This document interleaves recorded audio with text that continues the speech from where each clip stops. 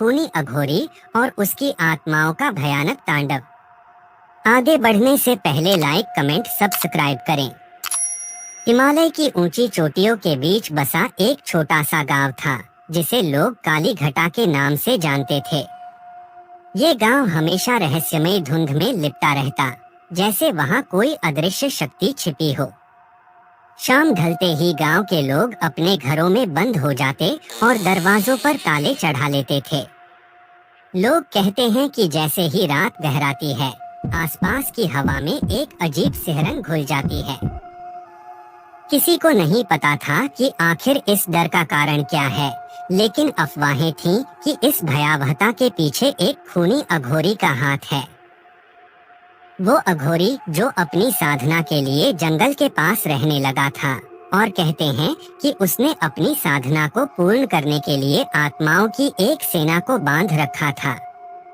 कहते हैं वो आत्माएं उसकी सेवा में खून और दर्द से भरी रूहें लाकर देती थीं। एक रात गांव का एक युवा अमन, जो कि इस सब अंधविश्वास पर भरोसा नहीं करता था, ने ठान लिया कि वो इस खूनी अघोरी के रहस्य का पता लगाएगा। उसकी दोस्त माया ने उसे रोकने की बहुत कोशिश की, पर अमन के दिल में कुछ और ही चल रहा था। उसने माया से कहा, डरने की कोई बात नहीं है माया, ये सब मनगढ़ंत कहानियां हैं। मैं जाकर लौटूंगा और सबको बताऊंगा कि इस अघोरी का कोई अस्तित्व नहीं है। रात का गहरा सन्नाटा था। अमन अपने कैमरे और टॉर्च के साथ जंगल में घुस गया। पेड़ों के बीच से ठंडी हवा चल रही थी और वातावरण में अजीब सी घबराहट थी। उसकी हर कदम पर सूखी पत्तियां चटक रही थीं और लगता था मानो कोई उसकी हर हरकत पर नजर रख रहा हो। कुछ दूर चलने के बाद उसे एक मटमैला कपड़ा दिखा, जिसके ऊपर राख का हाथों से बनाया हुआ अजीब सा निशान था। अमन ने उस कपड़े को उठाया और देखा कि वो किसी पुराने शॉल का हिस्सा था और उस पर खून के छींटे थे। उसके रोंगटे खड़े हो गए, पर उसने अपने मन को शांत किया और आगे बढ़ता गया। कुछ ही कदम आगे जाने पर उसे एक पेड़ के नीचे किसी के मुंह से निकलती हल्की आवाजें सुनाई दी। उसने देखा कि एक अधमरा व्यक्ति जमीन पर पड़ा हुआ था। उसकी आंखें भय से खुली थीं, जैसे उसने कोई भयानक दृश्य देखा हो। अमन ने उसके पास जाकर धीरे से पूछा, कौन है वो? क्या हुआ तुम्हारे साथ?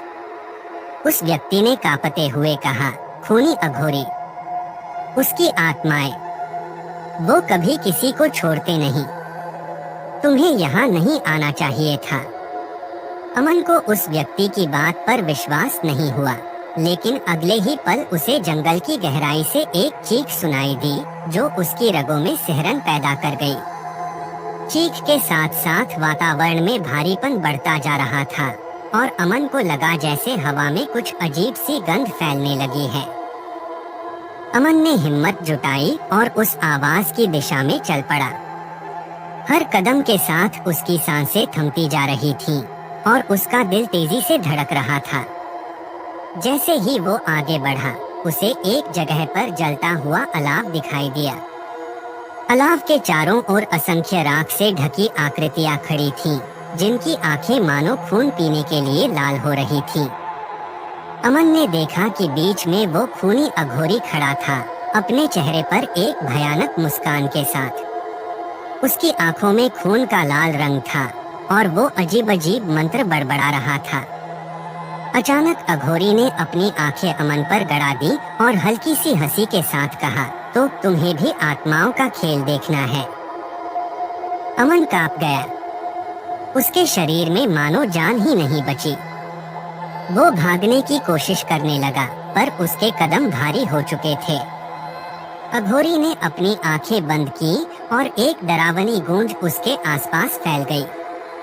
उसके आसपास की आत्माएं धीरे धीरे अमन की तरफ बढ़ने लगी।